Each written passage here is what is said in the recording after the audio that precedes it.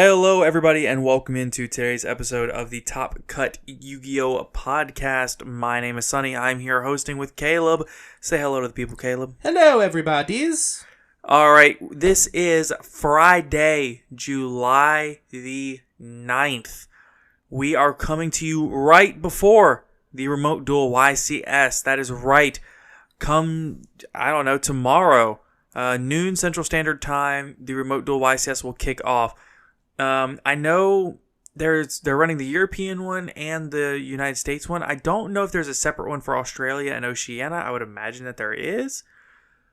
But regardless, I know that the European one has already topped out at around a little over 1,500 people, I think was the top out.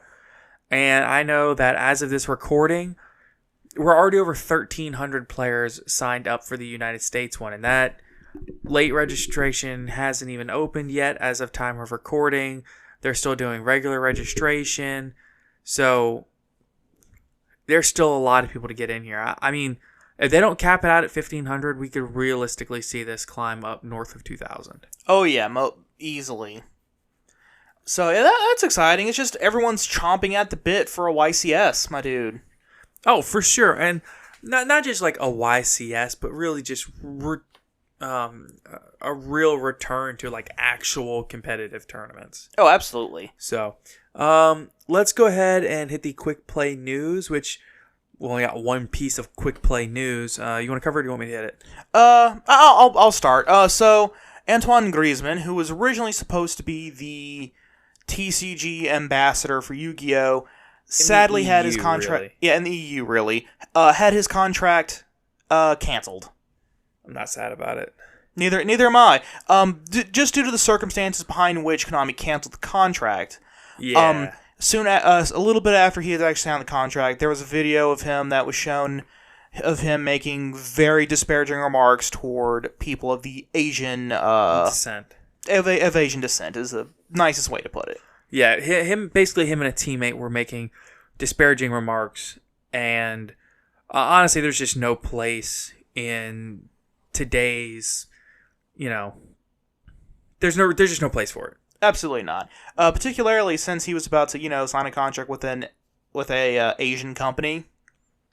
Already signed it. Yeah, had already signed it. You would think he'd be a little more. Yeah, that's like a double bad look, bro. Yeah, like seriously, that's just a double stab in the back. But that's all we really got for quick play news. Yep, that's it. Let's go ahead and bring it on in. Next up will be the new cards coming in the Burst of Destiny. Hey everyone, it's Caleb, also known as Jam, the man, here with our sponsor, Anchor.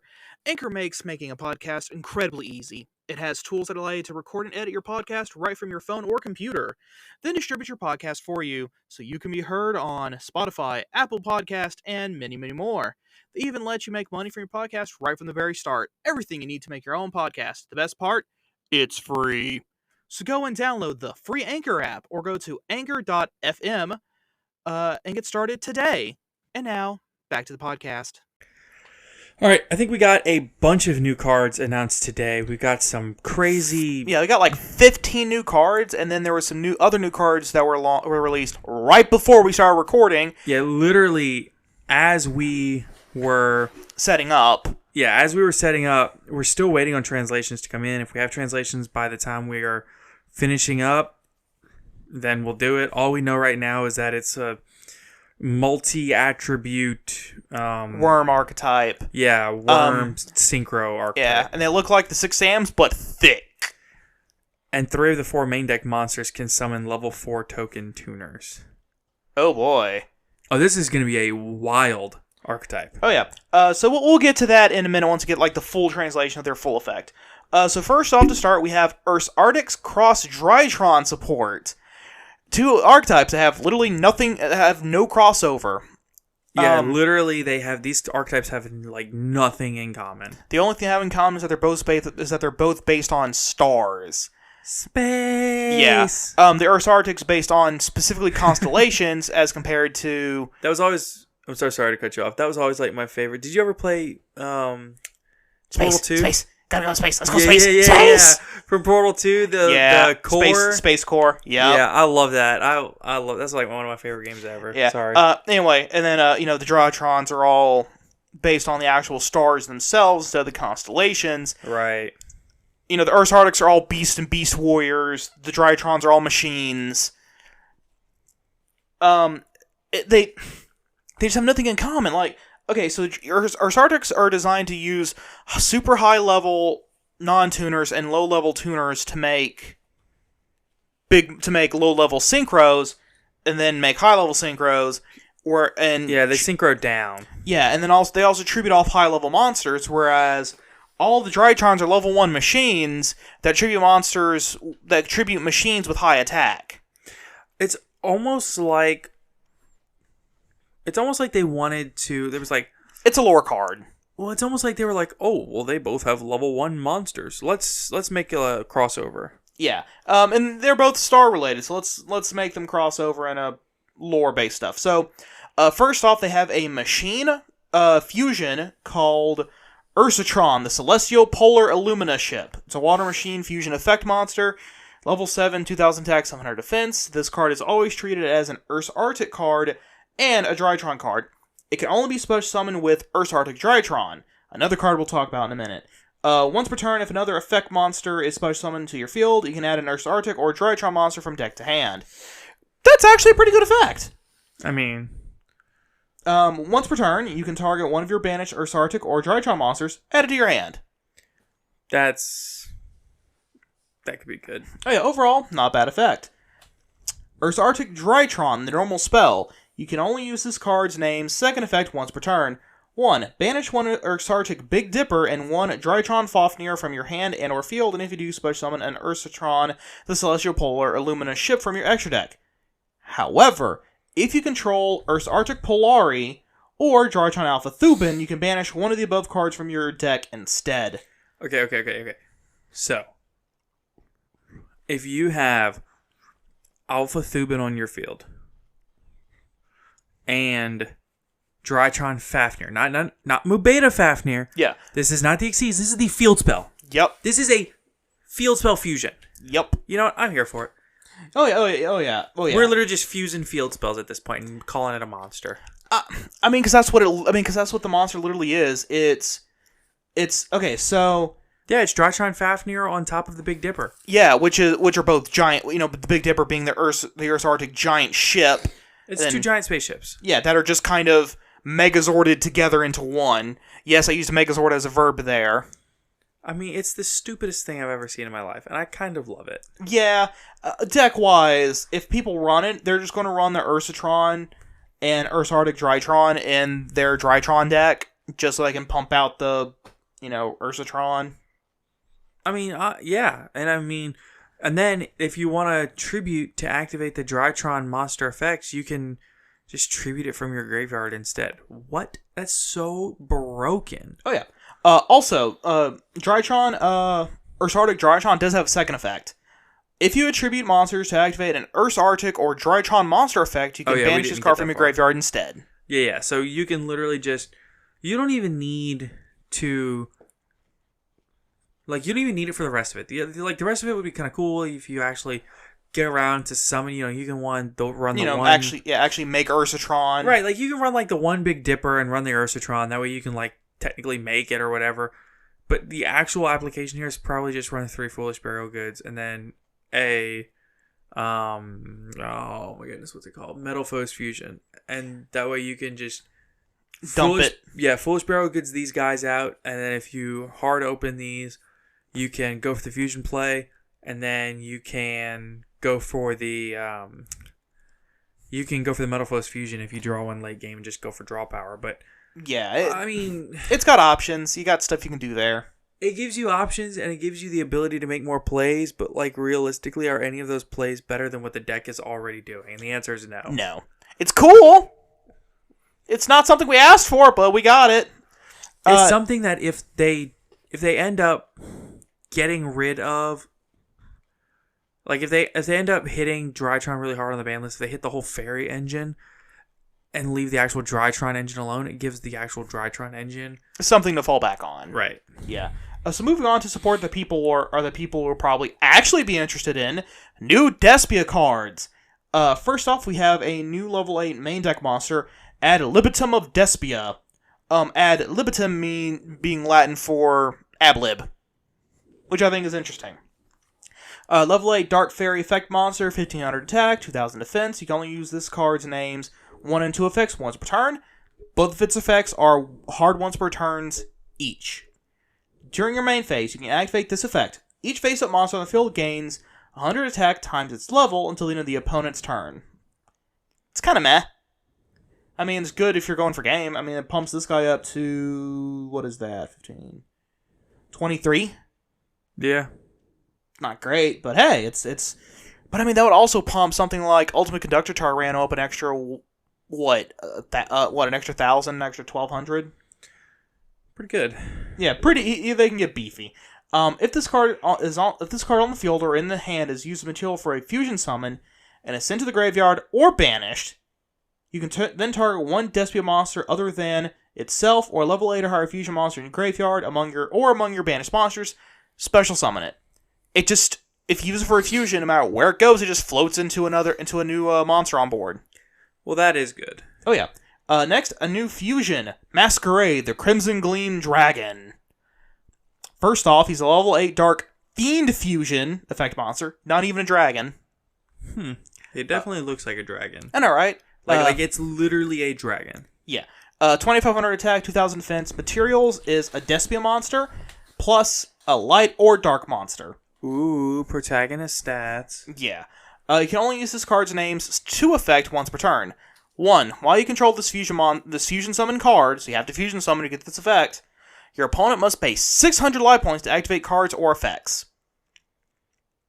That just adds 600 life points to the cost of all your opponent's cards. That's ridiculous.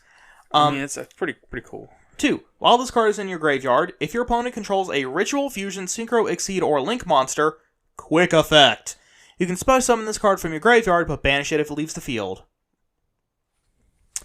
That's pretty good. It definitely kind of forces your opponent to have to sit there and late game have to start considering how many cards they're activating per turn. Early game, they're going to have AK. They're just going to go, okay, whatever, I'll just keep paying until I'm able to overwhelm you. It's reminiscent of the Red Eyes Dark Flare Dragon.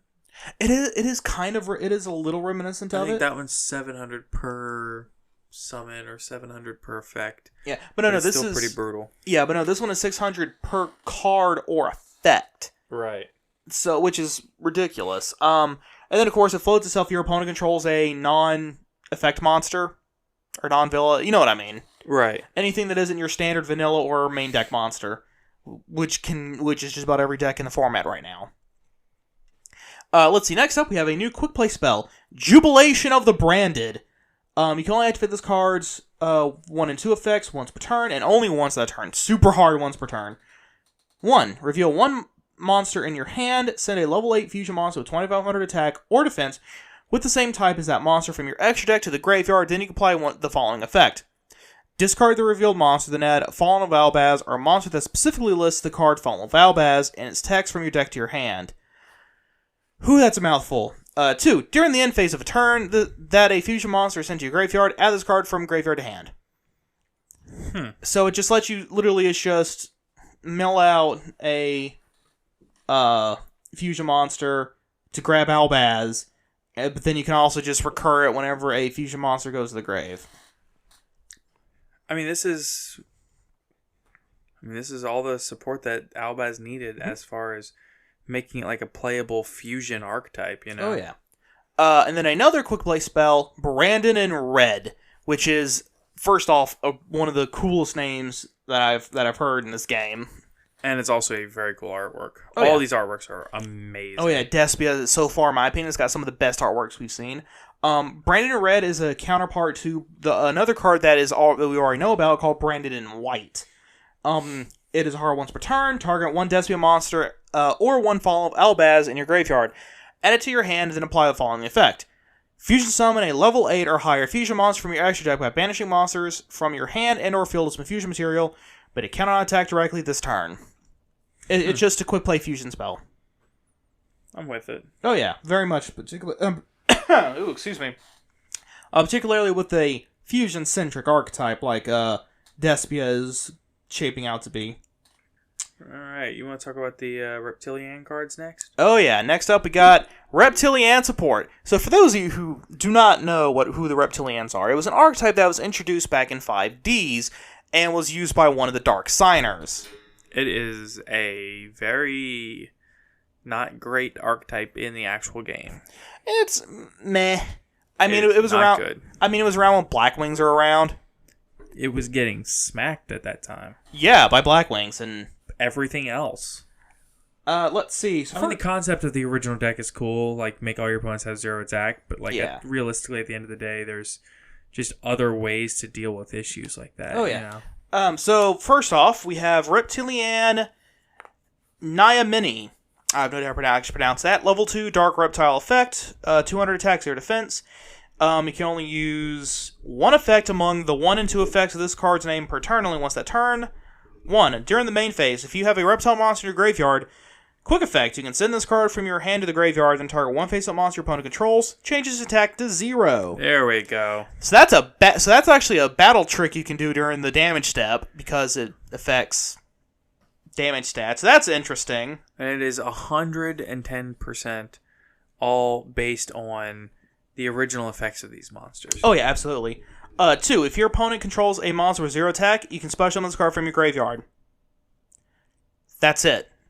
It doesn't banish. It is limited to that once per turn, but there's no other limiting factor on it outside of it being once per turn. So, neat. Next up, we have Reptilianne Quaddle. Level 4 Dark Reptile Tuner. 1400 attack, 1000 defense. You can only use one effect with this card's names once per turn. 1. If you control a Dark Reptile monster, you can special summon this card from your hand. Then you can special summon Reptilianne monsters from your hands up to the number of monsters with 0 attack your opponent controls. It's an extender that then extends out even further by itself. 2. If this card you control uses a synchro material, you can treat it as a non-tuner. That's interesting. Very interesting. Makes it very easy to make. So the original synchro for them was Reptilianne Hydra, who I think was level 6. They're now also getting a level 8 synchro. Reptilianne Melusine, level 8 Dark Reptile Synchro, 2500 attack, 2000 defense. Materials is a Reptile Tuner and one or more non-tuners. You can only use the 2 effect with this card's name only once per chain. Yeah, okay, that's relevant. That's relevant. Because every single time you hear the term once per chain, it's usually pretty good. Yeah, I mean, think about it. Appaloosa's once per chain. Yeah. If this card was synchro summoned using only reptile monsters, it cannot be destroyed by battle or card effects. 2. When your opponent activates a monster effect, quick effect, target one face-up monster they control, changes its attack to 0. 3. If this synchro summon card you control sends you graveyard by your opponent's card, you can add a reptile monster from deck to hand. So the change your opponent's monster's attack to 0 is the once per chain. Yeah. I mean, that's still really good though. Oh, absolutely. Imagine your opponent dropping a access code and then just immediately its attack goes to 0. Actually, access code's effect fires off in response to summon, and its effect cannot be responded to. Mm-hmm. So you can't actually. Fair do that. enough. In that situation, Access code specifically, you can't do that. But there are other cards where you could. yeah, oh, definitely. Appaloosa is one example. They drop it, it just immediately gets 0 attack and can't do anything. Appaloosa actually also does not activate. It doesn't. Well, no. Hold on, no, because this thing's effect activates in response to the summon. No, when your opponent activates a monster effect. Activates a monster effect. Okay, I thought it was when it's summoned. Yeah. So. Yeah. So that would be more relevant. If there's a Tri-Brigade monster face up on the field, and they activate their effect. Yeah. But even then, all it does is change its attack to 0. It doesn't actually negate the effect, which is kind of... It's not great. Yeah, it's really bad, actually. I'm just now realizing just how bad this is. It's... it would be... Okay. All its other effects are decent. Here's the thing. They have other cards in the Archtype that if you have like all your opponent's monsters that have 0 attack, like their effects are negated and like yeah, stuff like that. Yeah, they have other stuff. That's why this is a there's other things from back in the day with this archetype that do that kind of stuff to your opponent's monsters with zero. Like they negatively affect. It's like in Pokemon, like if your Pokemon gets poisoned in the game, like it just has negative effects. Yeah, and then somebody hits it with Venoshock. Venoshock gets a big boost to its damage. It's that kind of thing. Like one of them. It punishes your opponent for committing to the board. Yeah, there's one in card where all your opponent's monsters with 0 attack must be in attack or forced into attack position. Right. Then another one negates their effects. Another one makes it where they can't even declare attacks. Another one makes it where they can't be destroyed by battle. Yeah. It gets ridiculous. That being said, if it's sent to the graveyard at all, period, by your opponent, you just add a reptile monster from deck to hand. That's pretty decent. It floats itself. It floats back to your hand whenever it dies. So that's pretty good. Let's see. A new normal spell called Reptilianne Lamification, as in Lamia, turning into a Lamia. You can only activate one card with this card's names per turn. Send one card from your hand to the graveyard. Then choose 2 of these effects. You cannot choose the same effect twice, and you resolve them in the listed order, skipping the one not chosen. Add a Reptilianne monster from deck to hand. Add a Reptilianne spell or trap from deck to hand, except a Reptilianne Lamification, or change the attack of one face-up monster your opponent controls to 0. So, you discard a card, and then you either add 2 cards to hand, or add a card and reduce one of your opponent's monster's attacks to 0. That's kind of powerful. Like, really? It's it's an in-archetype Rhoda that searches for a monster or a spell or trap. Or it can search both. If only it was for an archetype not named Reptilianne. Then they finally got a field spell, Reptilianne Recoil. You can only use each effect among its 1 and 2 effects. This card's name only once per turn. Target one monster you control with 0 attack, and one dark reptile monster in your graveyard. Destroy the first monster on the field, and if you do, special summon the second monster in your graveyard. So it lets you pull up your opponent's 0 attack monsters to bring back your own stuff. Yeah. If your opponent activates a monster effect, you can target one face-up monster that controls 0 attack, take control of it, and then your opponent gets a Reptilianne token. Yeah. There's more to this than just... your attack is now 0. Good luck. It does stuff. The archetype does stuff with those monsters with 0 attack. Right. Yeah. Such as stealing them in Recoil's case and giving them a token. The token, by the way, is a reptile earth level 1 with 0 attack and defense. Which can then also be used to fuel your own effects because it's got 0 attack. And it can also be used as like synchro climbing material. Yeah. It could also be used by your opponent for link and synchro climbing should they need to, but... Right. Let's see. Next up, we have an entire new archetype, Icejade, which is generic water support for those water deck players. Let's see. We have Ace-T of the Icejade, level 4 water aqua effect monster, 1000 attack and defense. All of its effects are once per turn. If this card is normal or special summoned, send a water monster from hand to graveyard and then draw a card. Mm-hmm. That's stupidly good. 2. If a face-up water monster you control is destroyed by battle or by card effect and this card is in your graveyard, banish this card, special summon an Icejade monster from your hand or graveyard, except Ace-T of the Icejade. Tanola of the Icejade, level 4 water aqua effect monster, 1000 attack and defense. Once again, same thing, only once per turn. You can send one card from your hand to the graveyard, then target one water monster to your graveyard. Send this card from field to graveyard, and special summon the target. If a face-up water monster you control is destroyed by battle or card effect, and this card's in your graveyard, banish it to special summon an Icejade monster from your hand to graveyard, except itself. And Tremolot of the Icejade, level 5 water aqua effect monster, 1500 attack and defense. Once per turn as well, you can send this card from your hand to the graveyard, special summon a water monster from your hand. If a face-up water monster you control is destroyed by battle or card effect, you can banish this card, special summon an Icejade monster from hand, or graveyard except itself. And finally, a spell card called Icejade Cradle, normal spell. This is one of my favorite effects, because it's 2 lines. Add from your deck to your hand one Icejade monster with different name from cards you control or in your graveyard.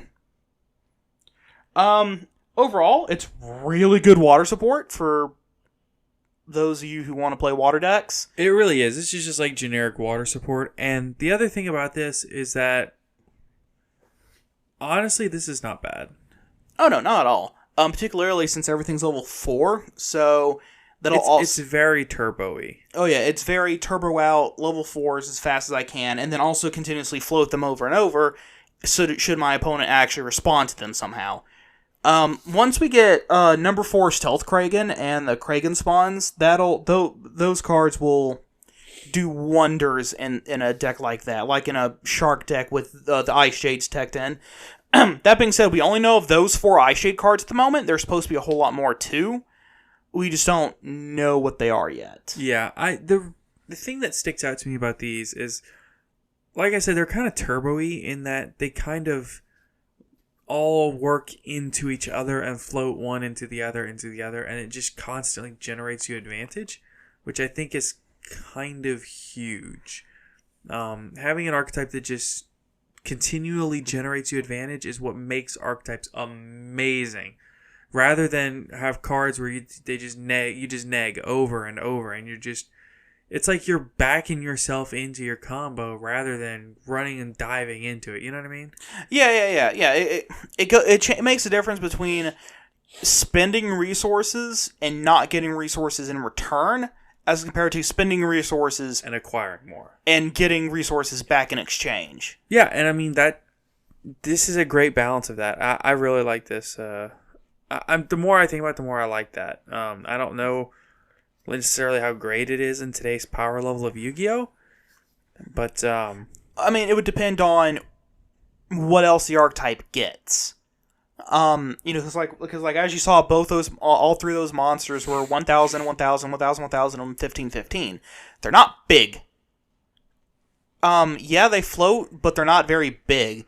So they would have to rely on either their extra deck monsters to go in for the kill shot, a la, like I said before, number 4 Kragan, or even F-Zero.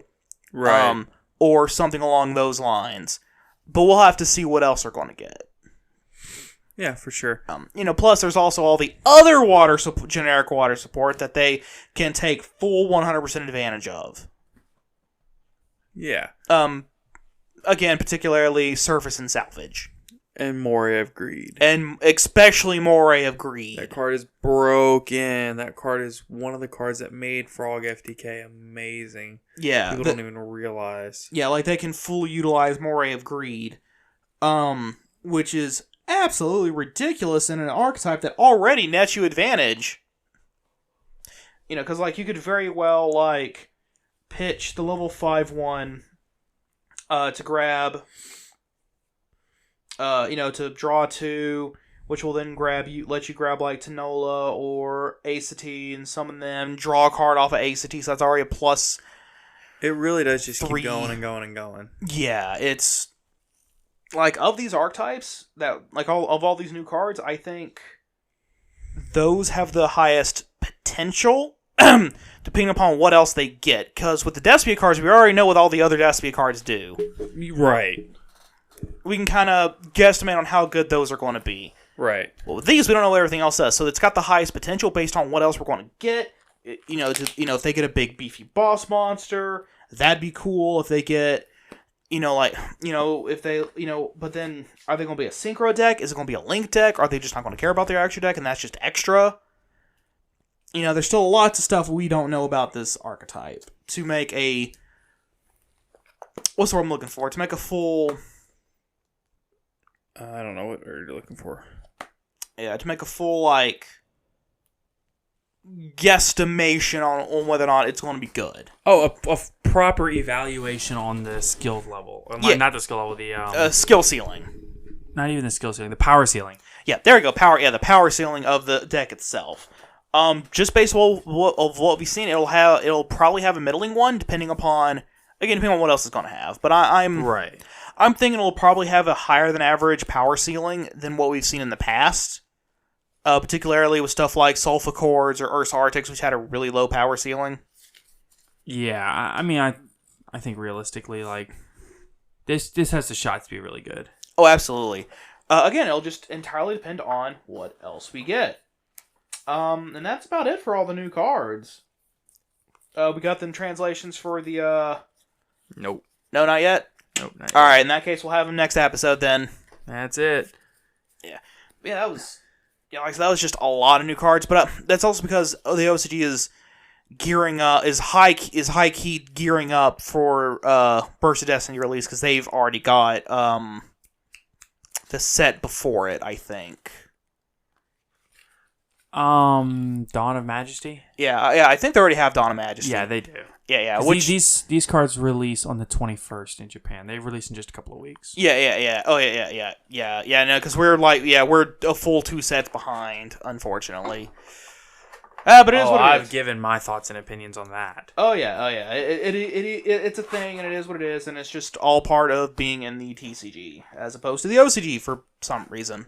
Yes, a reason that we might not ever learn. Yeah. I mean, I personally just prefer the way Magic's been doing the OCG TCG split, whereas the OCG just gets slightly different artworks. Honestly, though, like, can't we just do something like that? But that's also because Magic the Gathering and Wizard of the Coast like to get more localized artists. So, like, for their Japanese releases of certain sets, they get Japanese artists to do the artwork. Mm-hmm. And then but Magic also likes to put the artists of all their card artworks names on them, like Pokemon does. Yu-Gi-Oh, on the other hand, is very secretive about who its artists are. Which I always thought was really weird. I personally am not a fan of that. I would like, to know, hey, this artist did this.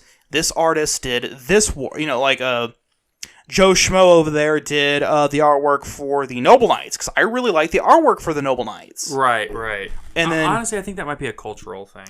It very well might. Well, no, because the Pokemon card game does that too. Yeah, but I think a large amount of the Pokemon card game is actually like based in the United States, because like the original creators of the Pokemon card game is Wizards of the Coast.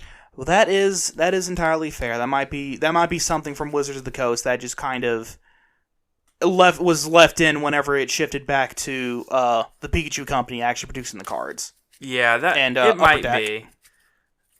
It might be. Yeah. It's a complicated thing. It really is. There's a lot to consider with something like that. And honestly, I understand not wanting to specifically give the Yu-Gi-Oh player base like knowledge of who these people are. Like, I understand not wanting to dox people or whatever, because the player base is not always the kindest. And because of that, I don't necessarily know that it's the best idea. I mean, maybe. I mean, it's one of those things where you're not really going to know, and it's something you're never actually going to know just due to it not being a thing. You know it until you actually try it. Because like with Magic, and like I said, this is all we have to go on with this kind of thing. Is with Magic and Pokemon, is that those artists can then actually put the fact that they worked with this card game on their resumes, and people can search them out and go, hey, I want to buy another piece of art that you make because I really like the way you do your art. Blah blah blah blah. It kind of limits the what the artist for Yu-Gi-Oh can actually do. Right. It gives them less ability to show off what they've done, essentially. Pretty much, yeah. So yeah, but that's my 2 cents on that whole thing. Okay, well, do you want to move on into the Remote Duel YCS? Talk a little bit about that. Oh, most certainly. So a lot of this, just as just a heads up, a forewarning. Basically the whole second half of the podcast, we decided we've got a couple of like general rule of thumb questions that we want to get into and some just discussion points. But a lot of this is just kind of off the cuff. We wanted it to be a little bit more on the informal side and just a general discussion of how we feel about the Remote Duel YCS, our expectations heading into it, how we feel remote play has impacted the game overall. But where we want to start with is the This is an interesting question that I had considered. Do you think that the game came out of the other side of COVID better or worse from pretty much every standpoint? So whether it be the content creation, whether it's the way we make content, whether it's the people who make the content that we ingest, whether it's from a competitive standpoint, do you think the game is better or worse in a competitive play atmosphere and the way that we play the game, etc.? Just how do you think... I understand that COVID is not over. We still have the Delta variant going around and other things of that sort. But at the end of the day, they've announced a return to competitive play. We have a YCS this weekend. We have actual signs that we're moving forward. And with that said, how do you think the game came out the other side of COVID? Well, overall, I think it actually came out for the better. Just due to it kind of forced remote dueling to become a thing.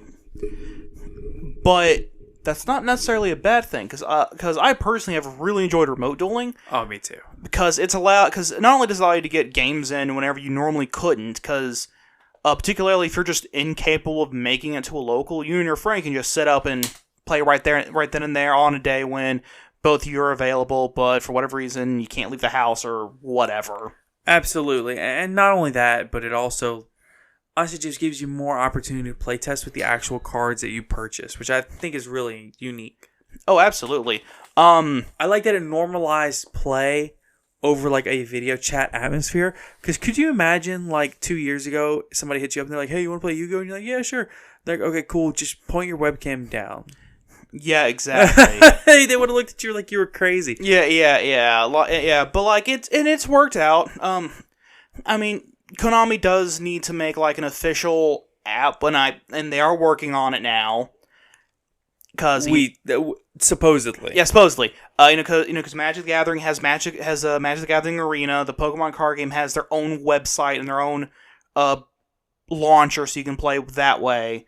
Konami Yu-Gi-Oh needs its own thing besides dueling, so you can play the actual game and not speed duels.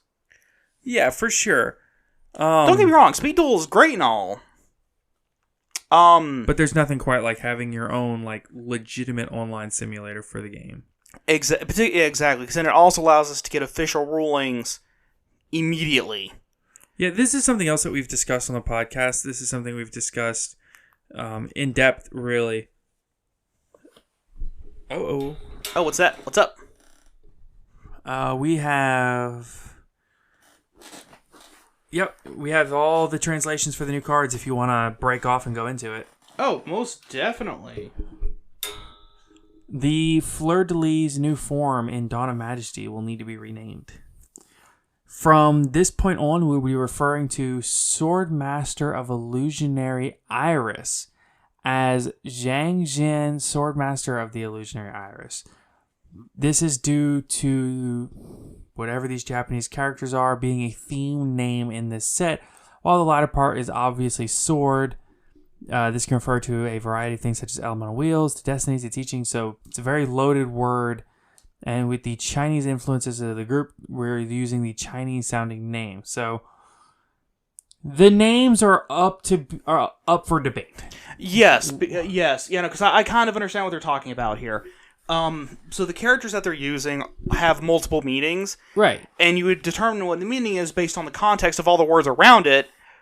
But we don't have any words around it. But no, the problem is that all the other words around it are also other words and need the context of the other words around it for you to understand what they're talking about.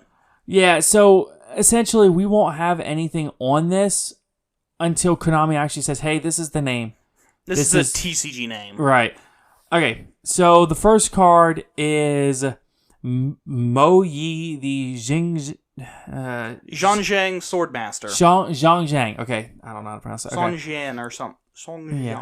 I don't know. Level 4 Water Wyrm effect monster, 1700 attack, 1800 defense. Wow, that's big. Oh yeah. You can only use this card's first, just card names first and second effects each once per turn. 1. If this card is normal or special summon, you can reveal one Xiangjian card or Wyrm monster in your hand. Special summon one Xiangjian token level 4 water tuner token, 0 attack, 0 defense. While that token is on the field, you cannot special summon a monster from the extra deck except synchros. If this card is sent to the graveyard as synchro material, you can draw 1 card. Wait a minute. These tokens are tuners. I think this is the only time I've ever had a tuner token. I think. I don't know about that. Even so, this is an archetype that produces its own tuners on the fly. Which is awesome. Rather than having to rely on being able to special summon or cheat them out themselves. Yeah, that's huge. Oh yeah. It gets rid of one of the inherent limitations of synchro archetypes, which is you have to be able to get a tuner and a non-tuner on board. Not only that, it's on normal summon special when you reveal a Xiangjian monster or any Wyrm monster. So you could reveal anything from, another card in the archetype. I mean, honestly, you could reveal something from the virtual world archetype. Yeah, something from the virtual world archetype, something from the Xiangjian archetype. Yeah, this card is splashable. Or even just Unmasked Dragon if you really wanted to. Yeah, so the next card is Tai A, the Xiangjian Swordmaster. Yes, it is a level 4 wind Wyrm effect monster. These are all Wyrm effect monsters, and they're all different attributes. Now, this one's 1800 attack, 1500 defense. You can only use this card's names first and second effects each once per turn, so hard once per turn. You can banish 1 Xiangjian card or 1 Wyrm monster from your graveyard. Special summon one of the tokens. Tuner, water, level 4, 0 attack, 0 defense. While that token is on the field, you cannot special summon a monster from the extra deck except synchros. If this card is sent to the graveyard as synchro material, you can send 1 Xiangjian card or 1 Wyrm monster from your deck to the graveyard. Interesting. Okay. So it's a foolish for the archetype. Oh yeah, and then the other one draws you a card. You just draw a card. So right, and they're both basically instant level 8 synchros. Yeah. The next up we have Long Yuan. Oh wait. Okay, so wait. There is an important distinction. The first one, if it's normal or special summon, you reveal 1 in your hand. Yeah, to get the your token. And the other one is you have to banish 1 from your grave. Yeah, to get the token. So really, to start, you want a Moye. Or Moyi. They're all 2 card combos so far. The next one is Long Wan. The Xiangjian Tactician, level 6 Firewyrm. 1200 attack, 2300 defense. You can only use this card's first name and second names. Use this card's names first and second effects once per turn each. See, it's okay. So I'm not the only one. It's worded kind of weird there. Yeah, it's because we're not used to seeing the wording. And it's a super fresh translation. You can discard 1 other Xiangjian card or Wyrm monster. Not just monster, a Xiangjian card. Yeah. Special summon this card from your hand, and then special summon a token. While that token's on the field, you can now special blah blah blah blah. If this card is sent to the graveyard as sync material, inflict 1200 damage to your opponent. Okay, but the interesting part here is that you can discard the Swordmaster to special summon this guy from your hand, special summon the token, then banish the other one, and special summon another token. Yeah, and then sync 8, and then sync 10. You don't have a way to sync 8. Well, hold on, no, because you, I mean, if you have all 3 in hand, sure. Yeah, that's if you have all 3 in hand. But if you have all 3 in hand, you better win the game. Yeah, exactly. Because that's a Synchro 8 and Synchro 10. Next up, we have Chunjun, the Xiangjian Auspicious Beast. Level 6 Earth Wyrm Effect Monster, 2400 attack, 1800 defense. It can only use this card's names first and third effects each once per turn. During the main phase, quick effect, you contribute 1 monster, special summon this card from your hand. That one's hard once per turn, but guess what? You contribute a token. Yeah, exactly. Before damage calculation, if your Wyrm monster battles an opponent's special summon monster, your opponent's monster special summon from the extra deck, you can destroy that opponent's monster and this card. Interesting. If this card is sent to the graveyard as synchro material, target 1 card on the field or in graveyard, banish it. That's pretty good. Then we have the first actual synchro, Qi Zhao. Level 8. Yeah, he's level 8. The Xiangjian Grand Swordmaster, level 8, Light Wyrm Synchro Effect Monster, 2000 attack, 1000 defense. Materials, a tuner and a non-tuner Wyrm monster. You can only use one of this card's first or second effects per turn, and only once that turn. If this card is synchro summoned, you can add to your hand or banish a Xiangjian card from your deck. 2. Quick effect. You can banish one Xiangjian card or one Wyrm monster from your hand or graveyard, then target one other effect monster on the field, negate its effects till the end of the turn. Yo, that's pretty good. Yup, and it's a quick effect. That's actually really good. Next up, we have Chen Ying, the Xiangjian Grand Duke, level 10 Water Wyrm Synchro Effect Monster, 3k attack and defense. He's beefy. Yeah, that dude's big. A level 10, you better be. Hold on. Materials, a tuner plus one or more non-tuner monsters. It is generic. Yeah. Any synchro deck that can hit level 10 can make this guy. Is that good? I don't know. Let's find out. 1. First off, you can only use this card's name's third effect once per turn. First off, it gains 100 attack defense for each banished monsters. Monsters your opponent control lose 100 attack and defense for each banished card. He's the great equalizer. Something like that, yeah. Yeah.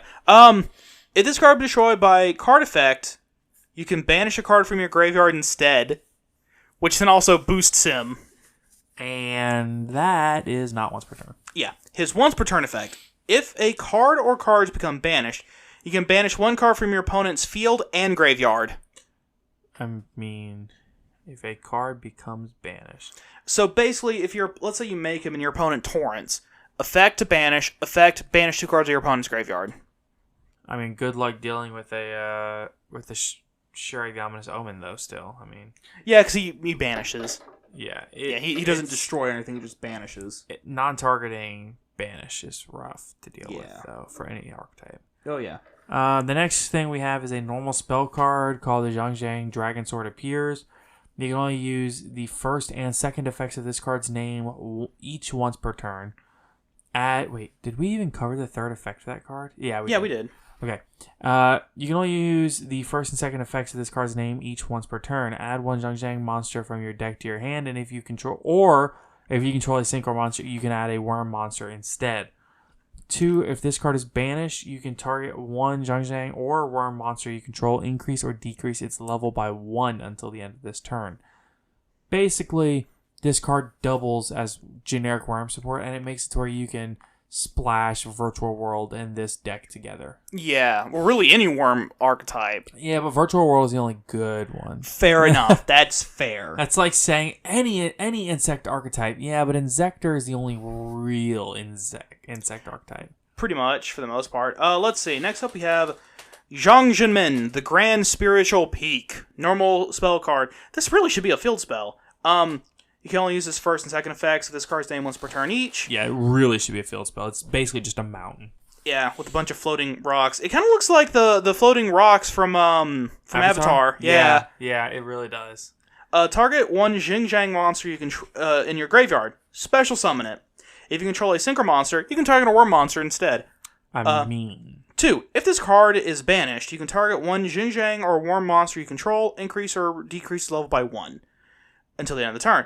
I really like this. If you control a synchro monster, it gets a boosted effect. I like that. That's nifty.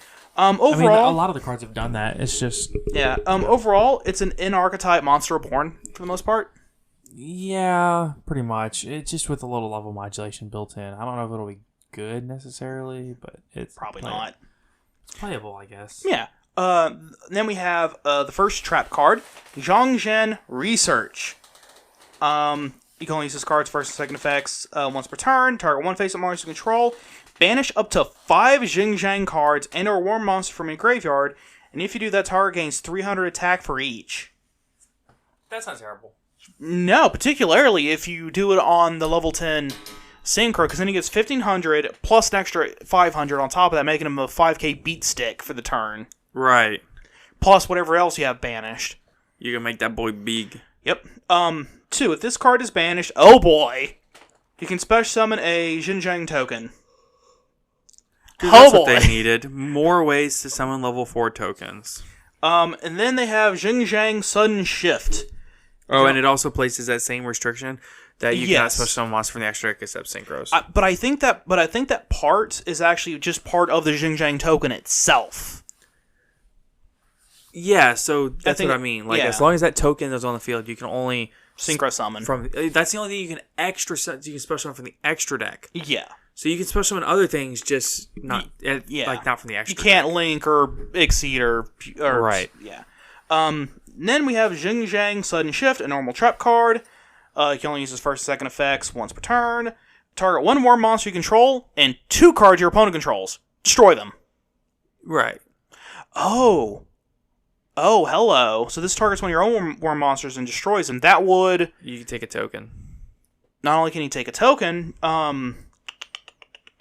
you could also just straight up target the Grand Duke. His effect will then just banish something instead. Oh, that's double good. But then because something was banished, his effect goes off, and you banish 2 cards out of your opponent's graveyard, and it could very well be the 2 cards you just destroyed. Oh, that's extra double good. Mm-hmm. 2, if this card is banished, you can special summon a Xiangjian token. Blah, blah, blah, blah, blah. I mean, yeah, I guess. So literally every card, just about every card that's Archtype produces the Xiangjian token, which is level 4 Wyrm Tuner. I take back what I said about the water deck. I think this one's got the most potential. Oh boy, lots of token generation. That's just what we needed. As if Halki Firebrax wasn't a problem enough. Well, that's the thing. Wait, yeah, you're right. I take it back. This deck doesn't I immediately regret saying that. Yeah, because this deck can't use Halki Firebrax at all. Like, literally. Because none of the main deck monsters are tuners. They special summon their own tuners as tokens. I guess they were like, well, if we're not going to do anything about Halki Firebrax, let's just make all the tuners not actually tuners. Let's make an entire archetype that synchro summons, and there is no Archetype tuner main deck. You gotta use tokens. Wild. But hey, at least it generates enough of them. Jeez. Yeah. So, okay. Now that we've covered that, I'm glad that we got that just knocked out and done in this episode. That way we could just, have it done. Oh, yeah. Now that we've covered that, why don't we go back to the Remote Duel YCS, if you don't mind? Yeah, no problem. So, we were talking about, do you think that the game came out of COVID on the other side better or worse? Yeah, I think it came out on the other side for the most part better. Let's talk about it. Let's break it down. Let's talk about from a competitive play standpoint. I know that a lot of our listener base is maybe more on the casual side, but I just want to kind of gear for competitive play here for a moment. And I mean, there's nothing wrong with being casual, but we're more competitive players personally. Yeah, no, honestly, I think casual players are the large majority of the player base, which probably 80 to 90% easily. Yeah, I would say somewhere in the neighborhood of, I don't know about that high. Personally, I would say probably between 70 and 80, which is still an enormous amount, but I think well over half of the player base is honestly just casual. I mean, they watch the YouTube videos or listen to podcasts and just kind of enjoy it without, wanting to go to lots of big regionals and YCSs and stuff. Oh, yeah. But, I mean, like I said, overall, I think the game definitely came out of it on the more positive aspect. Even in the, for a while, it was actually worse off as far as the competitive scene because there were no events going on. There was no competition.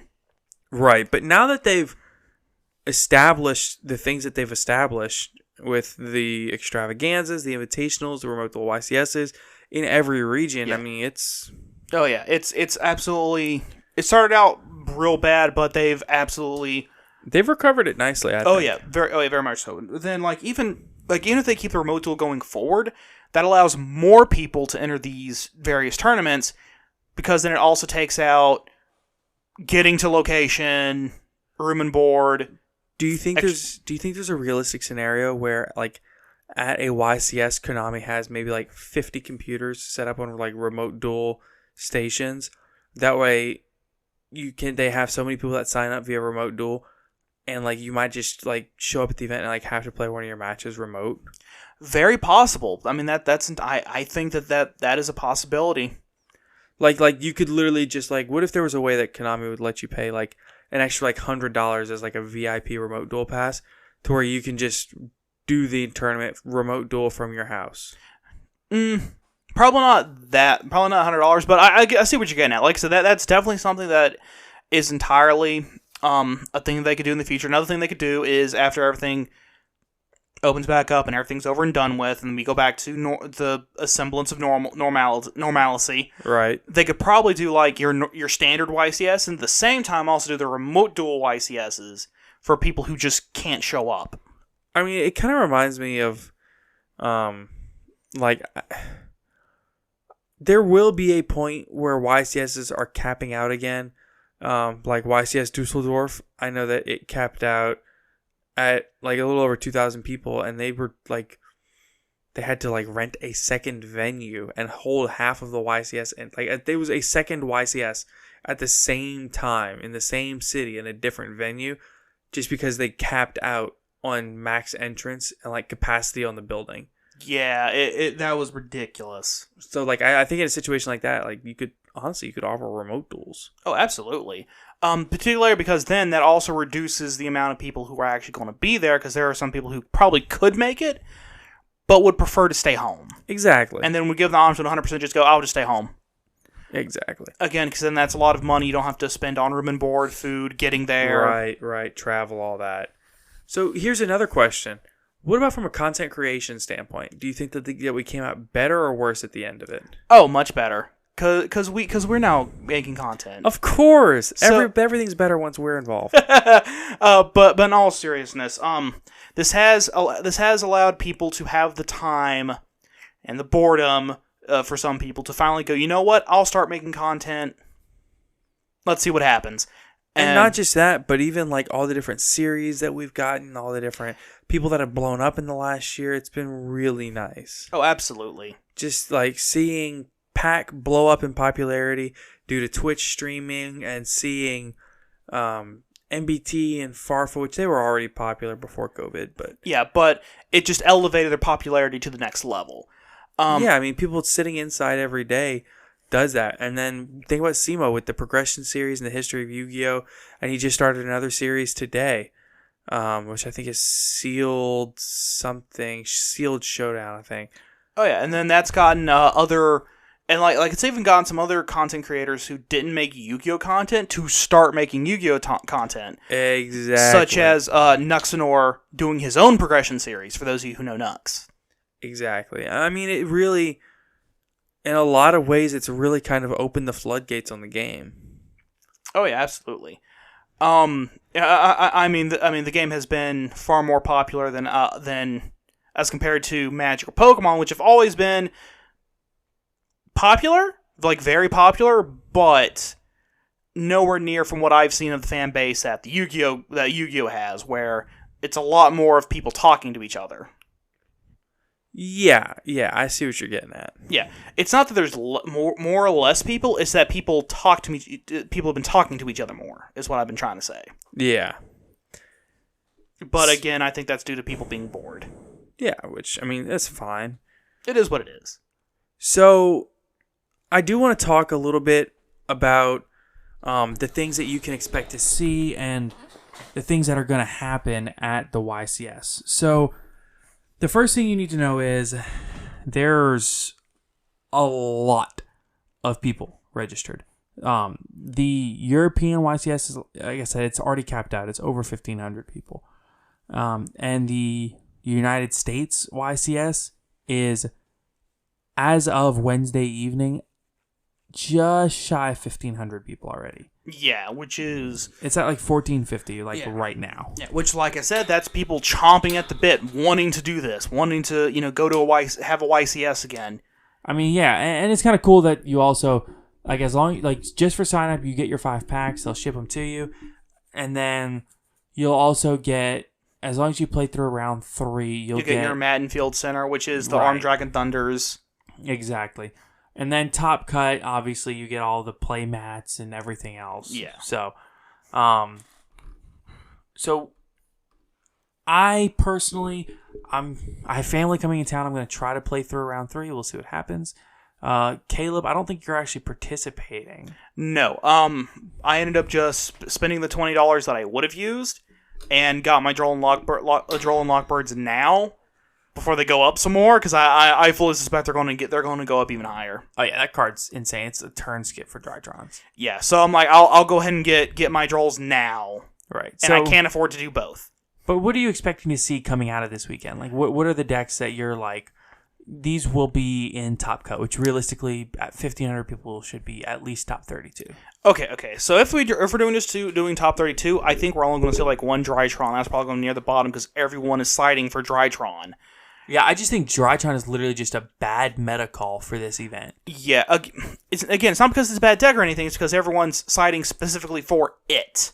Yeah, or maining for it. Like, everybody's targeting that deck. That's the deck on everybody's mind. For some reason. Tri Brigade's definitely going to be there. You're going to see Virtual World. You're going to see Sky Striker. It's going to be there. Unfortunately. Be prepared for it. If you can run Imperial Order, do it. Yeah, dude, Imperial Order wrecks in that matchup. I mean, because you just flip the Imperial Order, and then you ask them, do you have anything to respond to Imperial Order? No? GG.